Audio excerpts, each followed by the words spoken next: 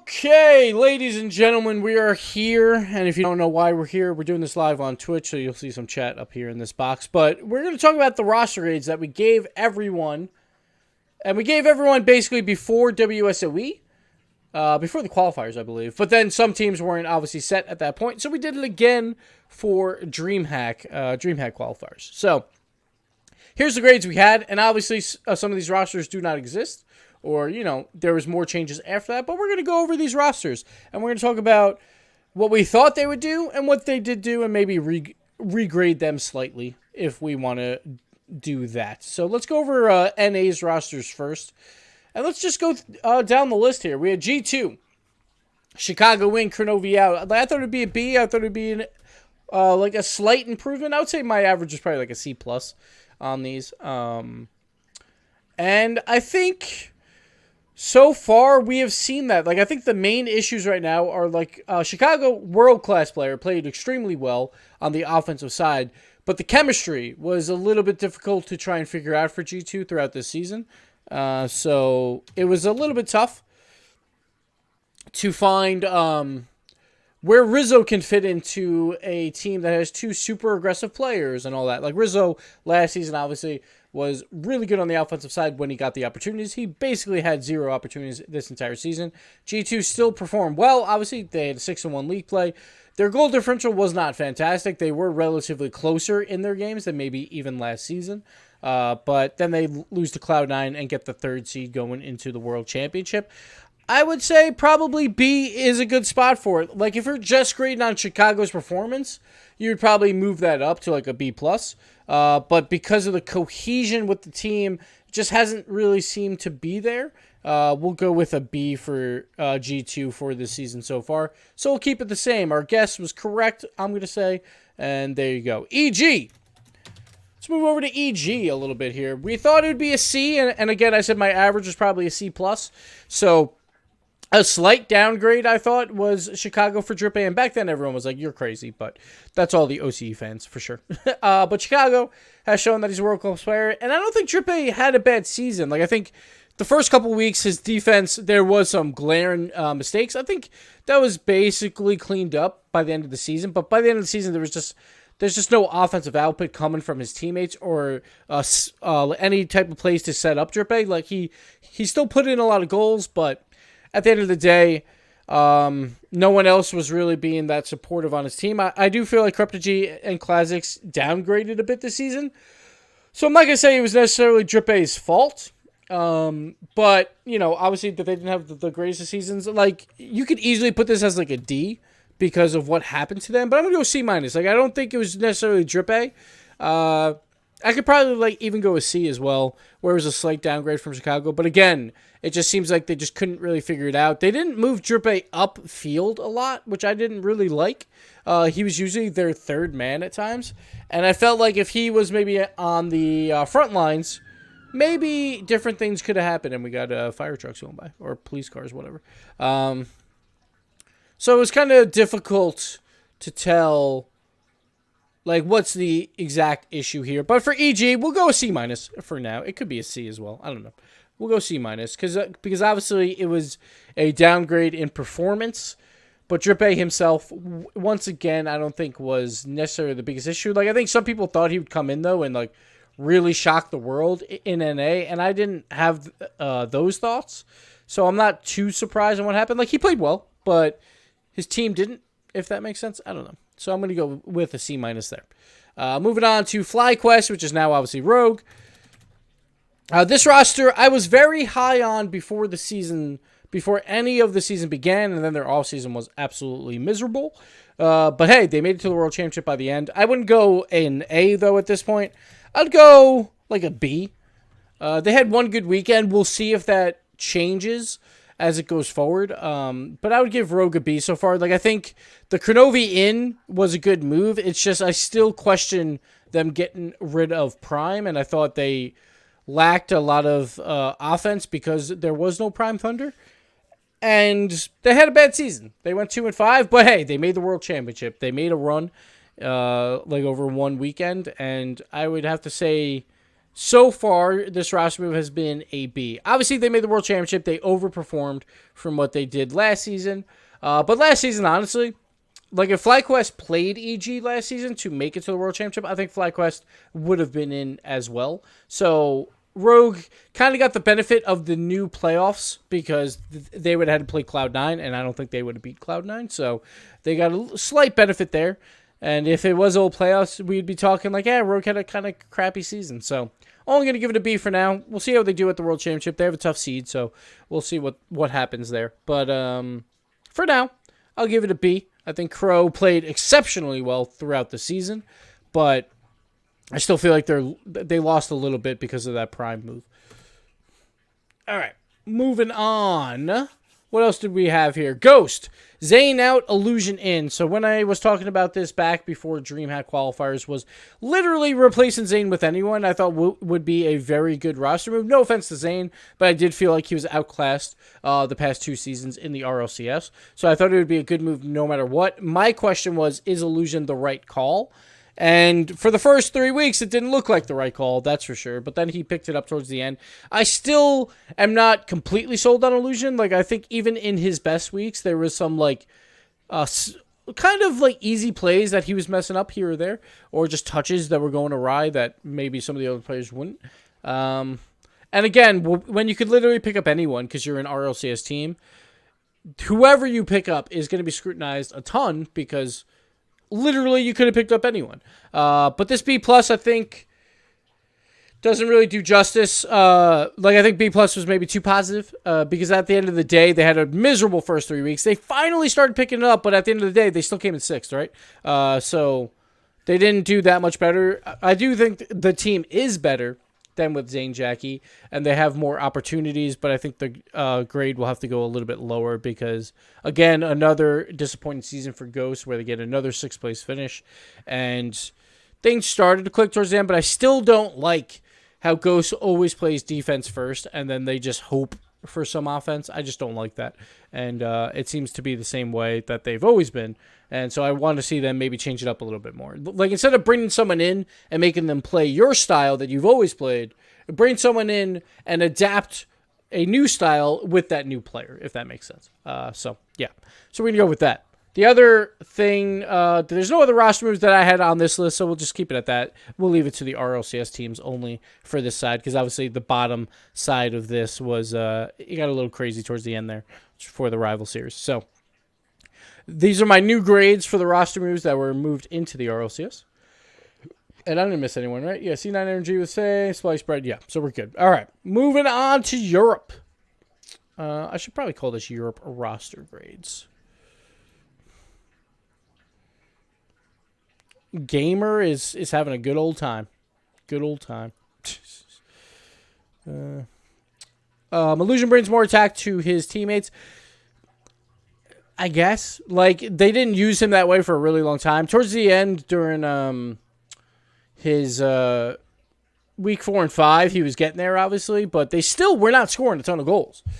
Like, if you look back, they were still like 2 goals a game, if that. So, I don't know. Still not huge on it. All right, let's move on. Dignitas.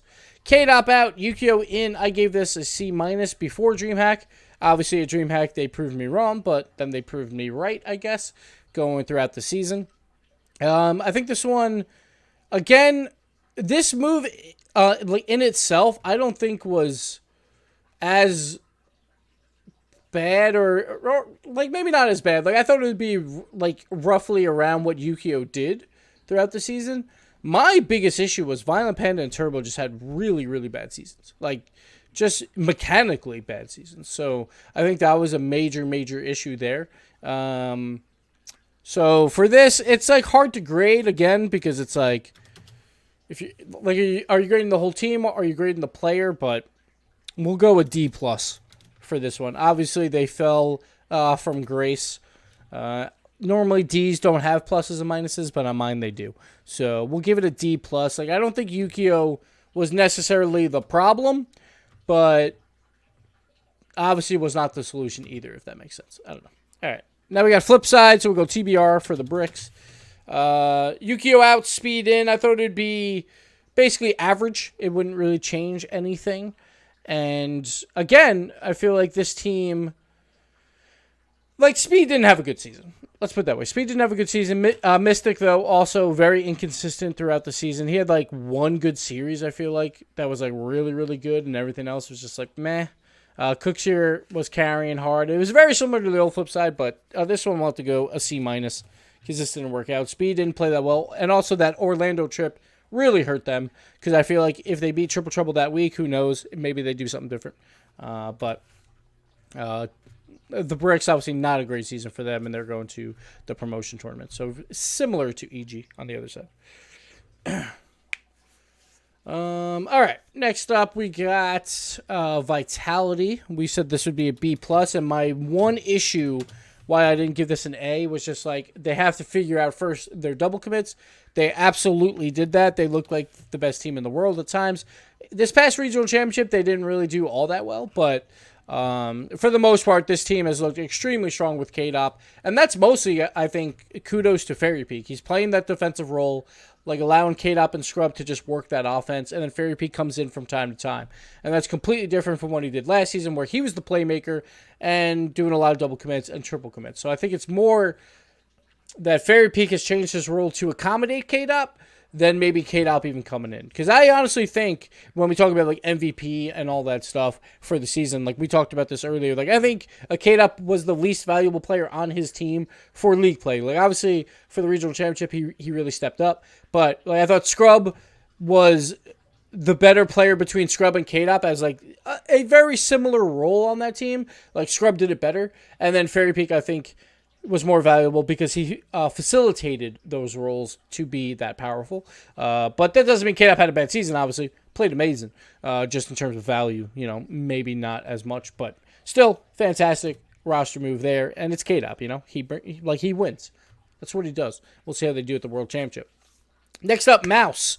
We'll put MSE. Like, normally they put like MOUS, but I hate four-letter acronyms, so sorry, Mouse. Skyline out, a lot in. So I give this one a C-. A lot had a terrible season last season. He comes in this season, and the offense was there, but they really lost out on defense on Mouse, in my opinion. Who was this? Gamer with the bits. Thank you, buddy. Appreciate it.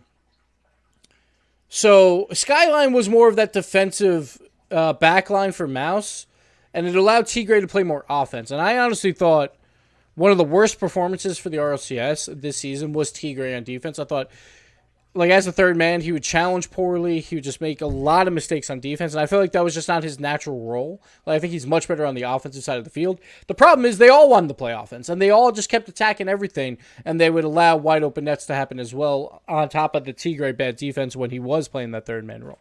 So, what was I going to do?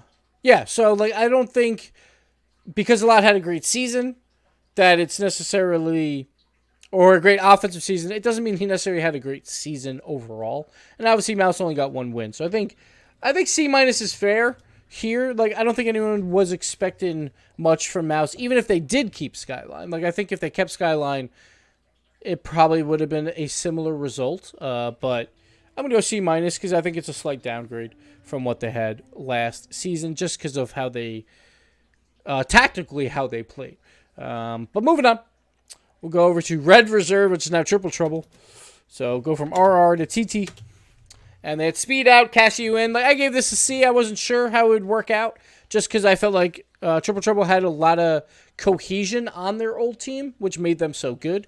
And Brendan Casio, he was a star player, but I wasn't sure if he could fit into this team. And obviously, they did great. So I'm going to give this to a B here for Triple Trouble. They bring in Casio, and they squeaked into the playoffs, obviously, but they did beat out PSG at least to, in my mind, inherently get the third seed, but they did get the fourth seed. Triple Trouble, they started out extremely poorly. I think they got really lucky that Bricks matchup where the Bricks were in Orlando or Speed was in Orlando, and they had a miserable first couple weeks. But then they figured it out, and Casio played pretty well. I think Ronicky was the star player on that team. When he was playing poorly, they sucked. When he was playing well, they played well. You know, it's like that simple. So I'm going to go Triple Trouble. I'm going to give them a B here as well. How many more spots do we have? We can fit one more in here. But yeah, I was happy with how they turned it around. I really love them at DreamHack. So this is, again, was before DreamHack, before WSOE qualifiers, wherever we could fit it, or whatever. So I was really happy with them at DreamHack when they almost took down Dignitas, but then they left on day number 1. So that's my one worry going into the World Championship for them is, see if the nerves play a factor. It seemed like they played a little bit of a factor at DreamHack, and they're not going to DreamHack Dallas, so that's some quality experience that they will not get going into the World Championship. So I think it could be a little bit of a rough road for Triple Trouble going to the World Championship, but they had a good season. They made it to the World Championship, and Casio was a big part of that. So hats off to them. Next up, obviously a lot of these rosters down here got changed around a little bit. We could do Complexity and Secret, I guess, because the rest of them don't really make too much sense. Well, I guess Pondex does, but we'll just do Complexity and Secret because those teams are going to the promotion tournament. Complexity, like Flakes, has been an absolute beast on this team. He's really turned them around. I'm going to give them a B+ because I think Flakes was like the perfect pickup. Actually, we can't really fit anymore. So, B+ for Complexity. Flakes has been a monster. Like, I haven't watched a ton of Rival Series yet, but I have to go back and watch a little bit more. And it's going to be really fun to see if Complexity plays Mouse Sports. That'll be a juicy, juicy matchup. And then Team Secret as well. Niels, he came up big. Like, I gave it a B- because I wasn't a huge fan of Tylacto. And I think you would have to go at least a B, maybe even a B+ here, because obviously they finally got over that. Well, they're not Team Secret anymore, obviously. Veloce. But B or B+, like obviously they had the undefeated season, so big kudos to them to get over that hump, that curse, but the curse isn't over yet. They still have to win the promotion tournament, because if they don't do that, then that's a big problem. So we'll give them a B+. It can't fit it on here. I guess I could put Cole / Vel. We'll call them CL and VL just to fit it on the board here. No, it still doesn't fit. I got to move this over. Whee! All right, so there's our grades, our new grades for what the roster moves were. I think we were surprisingly accurate on a lot of these, but I think some of them took a lot longer than we expected, like the Kronovi move. Kronovi, I thought they would be doing a lot better throughout, and I thought they would grow, obviously, as a team, but not the way they did, where they were literally garbage up until week 5, basically, of the RLCS. And, they played decently, I guess, throughout the RLCS, but they weren't getting wins. But their offseason was complete trash fire. So, finally, week 5, they step up, and then they win the promotion, or not promotion, but, regional championships, the first half of it. They won, we'll say, to make the 4th spot for the World Championship. But a lot of these other moves, it was an interesting season, for sure. For roster moves. Again, looking back, EG's move, I don't know if they could have done any better than what they picked up with Drip A. I think it was more of just I want to give them another season. We'll see if they stay together just to see if they can figure it out. They obviously have to win the promotion tournament, though, because if they don't, then you could definitely see some moves coming along. Rogue obviously did pretty decent. Ghost, they didn't really improve necessarily in position, but I think their team is better off. And we'll see if they make any roster moves coming up. And then on the other side, Dig, not a good season at all. And I think it was mostly, not necessarily Yukio. I think all 3 players are to blame there, and they have to figure some things out. But knowing them, they'll probably just win DreamHack Dallas anyway. And then we're going to be like, this is awkward. They win DreamHack Leipzig, they win DreamHack Dallas, and they're not at the World Championship. But the Bricks, I think the Bricks right now, they need to figure out something. I wouldn't be surprised to see them make a roster move if they make it back into RLCS, which, honestly, with the teams coming out of the Rival Series, could be unlikely. So, I don't know. We'll see. And Vitality, super, super strong, obviously. Not a 7-0 season. They were a little bit shaky towards the end, but Vitality is still one of the favorites, if not the favorite, to win the World Championship. Mouse didn't really work this season. I feel like tactically they're just all over the place, and we'll see going forward what they do, and we'll see if they make it back. But once again, if I say that the Bricks are unlikely to make it, I think Mouse is even more unlikely to make it back to the RLCS. And then Triple Trouble made it to the World Championship. Kudos to them. 3 rookies coming in It's going to be awesome to watch. And I assume that team's just going to get better and better as they get more land experience. And finally, Complexity and Veloce both made roster moves that worked out really well for them. And I'm excited to see them in the promotion tournament. And I think, honestly, we might get a sweep again.